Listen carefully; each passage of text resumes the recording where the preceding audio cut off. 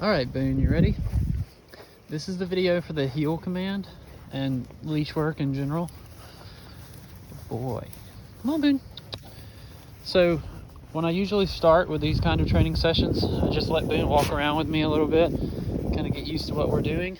I like to come to open grass areas like this.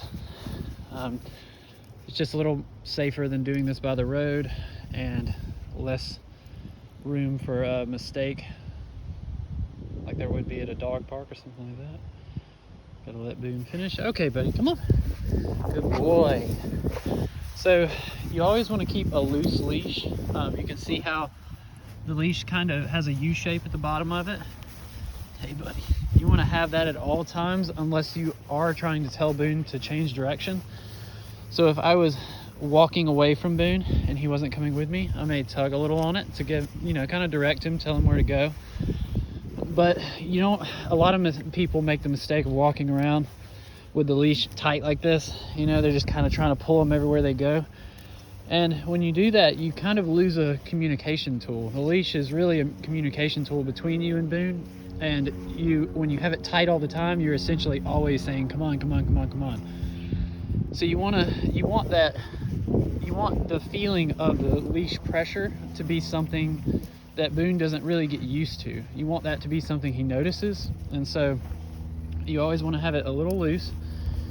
And what I like to do with heel work in particular is just start by walking with Boone. And every now and then, especially when he makes eye contact with you like that, you're gonna say, sorry, this is trying to hold the leash and my phone at the same time. You're gonna say, Boone, heel, tap your side. And he knows, yes, good boy. He knows that means stay with you. He's still figuring out exactly where you want him to be, but he's making a lot of progress on actually staying beside you. At first, he liked to be in front or behind, which is really normal. It's really common. Good boy, come on. Yes, heel. Yes, you can see he's staying right at my side. Good boy. And then you want to just keep your momentum. You don't want to stop and reward. That way you would just be rewarding him for stopping. And that's okay too if you're working on having him sit beside you and say, sit. Yes. Heel. Yes. Good boy.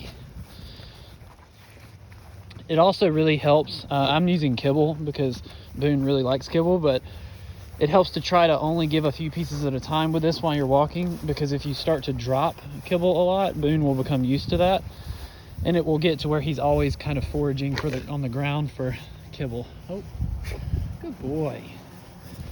All right, so another thing I wanted to go over in this video is if you're working on leash skills and Boone keeps walking in front of you or pulling and kind of getting distracted, first of all, you want to make sure he's engaged. Maybe do a few, use the look command, the touch command, kind of get him re-engaged on what's going on. But one drill that I like to do is to come out to an open area like this and walk with Boone. And he doesn't like to pull very much. He likes to kind of fade behind, if anything. But if he ever does start to pull and get in front of you some, you can just turn 180 degrees and walk the other direction. And he's pretty focused right now, so he's not having any trouble with it. But typically what you'll see is if a dog walks in front of you and starts to pull, it's almost like you disappear and they're not really paying attention to you. They're focused on their environment much more than you, which is fine at times because you do want them to be able to be mentally stimulated by the environment. That's the whole point in the walk. But at the same time, every now and then, I like to turn around, maybe give a little tug on the leash to kind of remind them you're there and walk the other way. And it forces them to re-engage with you and disengage from whatever it is that they're interested in. And then as soon as he turns to start to come with you, you want to start rewarding him for turning. If he is so engaged with something like a squirrel or something that he's barking, you want to be careful here not to reward too early, so that you're rewarding the actual activity of him being focused on something else. You want to make sure that he's completely turned and re-engaged with you first and then reward. So the way that would look is if he's walking away sniffing, I'd say, Boone, come. Yes. mark as soon as he turns, and then reward when he gets close to me. Good boy. So walking back and forth in a field working on this is a way to just keep Boone in the habit of every time he feels that pressure on the leash, he knows to turn and go with that pressure. Okay, buddy. Sit. Yes. Another thing you can do to improve this is basically, I just call it leash pressure training, is putting a little pressure on the leash. Have Boone in a sit position or any kind of laid down or whatever it is you want him to do. Good boy. And then put a little pressure on the leash. Yes. And when he moves with that pressure in the direction of the pressure, good boy. You're going to reward him. And this is something, it doesn't look like you're doing much. Good boy. Yes, but just that little step forward when he feels the pressure, good boy, lets him know that when he feels pressure in any direction, the way to get treats and the way to turn the pressure off is to just go in that direction. And over time, this starts to look a lot more like a dog that you can just kind of steer around with a leash, which is very, very helpful in most situations, as you would imagine. Good boy. Come. Yes.